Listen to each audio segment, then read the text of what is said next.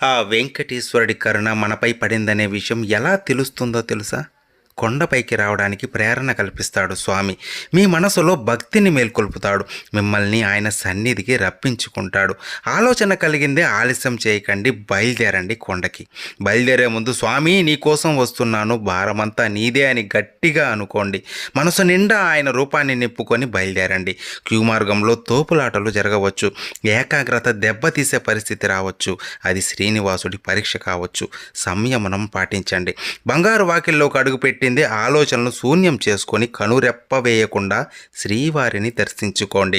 ఆయన చేసే మాయ ఏంటంటే, దర్శనం అయిన వెంటనే మనకు ఆనందం కలుగుతుంది, కానీ ఆయన రూపం గుర్తుండదు, మర్చిపోతాం.